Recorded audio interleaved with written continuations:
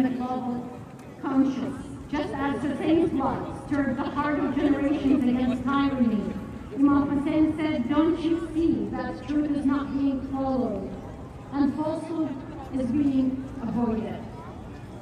This powerful statement holds immense relevance today. The world's silence in the face of aggression is akin to the silence of the people of Kufa, who abandoned Imam Hussein.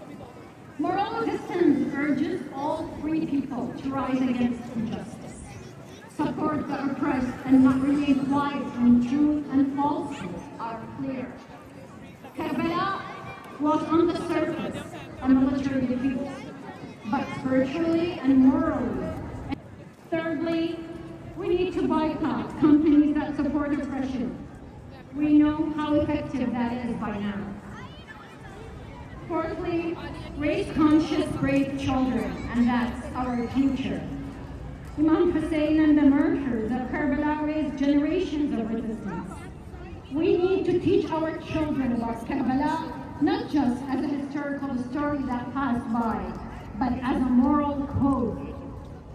Teach them courage, empathy, and awareness of global injustice, so they will be the fighters for justice in the future. Imam Hussein said, death with dignity is better than life with humiliation. And this is what the ayah in the Quran said, that when you stand with the cause of Allah, Allah will help you. So we stand today in allegiance to Imam Hussein by saying, لبيك يا حسين. لبيك يا حسين. صلوات. A symbol of humanity, the pinnacle of what it means to be a human being. We have gathered to remember the life and the sacrifice of Hussein, the grandson of Prophet Muhammad, may peace be upon both of them. I'd like to begin by saying that Hussein does not only belong to the Shia Muslim community. Hussein does not only belong to the Muslim community.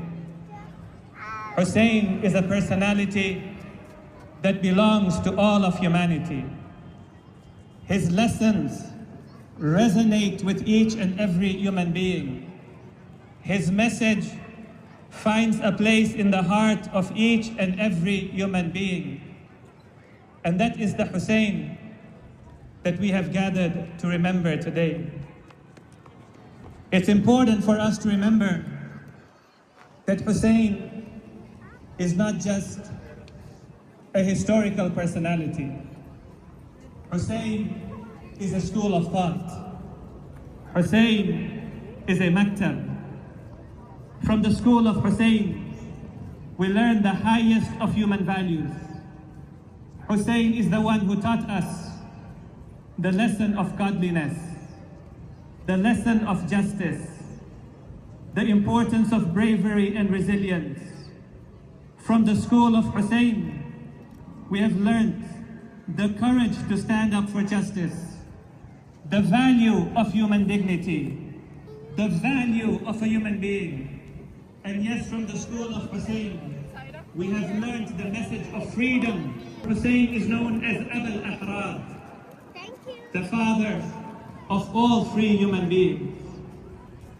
When we think of freedom, we think of political freedom, the freedom of speech, the freedom of practicing our religion, the freedom of demonstration and procession.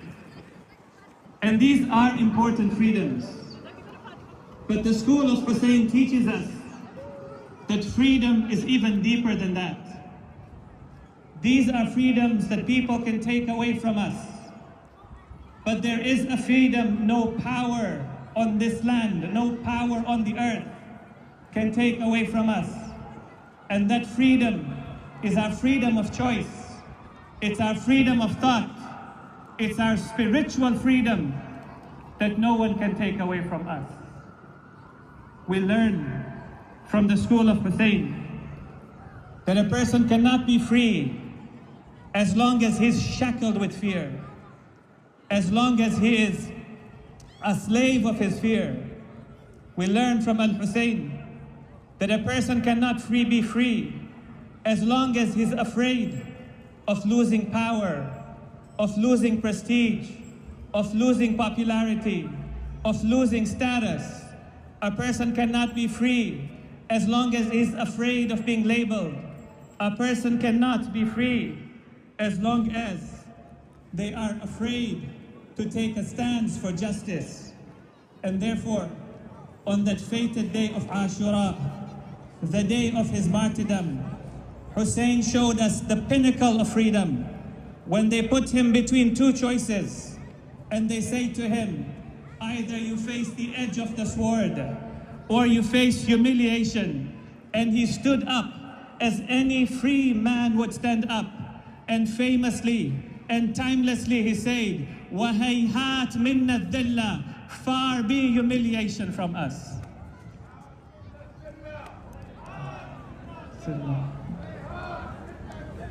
Hayhat minna dhilla. This is the lesson from the school of Al-Hussein.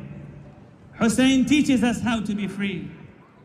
He says a person cannot be free and desire. What a greedy world we live in today. A world of corporate greed, where corporations make billions of dollars, and yet they don't care for the people. They don't care for society. They don't care for the environment. What a greedy world we live in today. There isn't enough food for them. They're so truly living in a free world. I call out to political leaders and I say, where is your conscience? To Canadian political leaders, I say, where is your freedom? Are you truly free people? When you can't call out a genocide, a genocide. You can't call out a war crime, a war crime. You can't call out a ceasefire. You can't call out ethnic cleansing as ethnic cleansing. What freedom are you talking about? Where is your sense of freedom? Where is the freedom of your conscience? I call out to journalists who are bereft of journalistic integrity. You see the images coming out of Gaza. You see the videos coming out of Gaza. You see the sounds coming out of Gaza, and yet you filter it. Are you truly free people? And so today I call upon each and every one of us. I call upon Canadian society to heed the awakening of Al-Hussein, to heed the sound of Al-Hussein, to heed the reform of Al-Hussein. And I present to you the timeless words of Al-Hussein when he said, if you don't have laws that you are going to follow, and you don't fear the consequences of your actions in the presence of God, then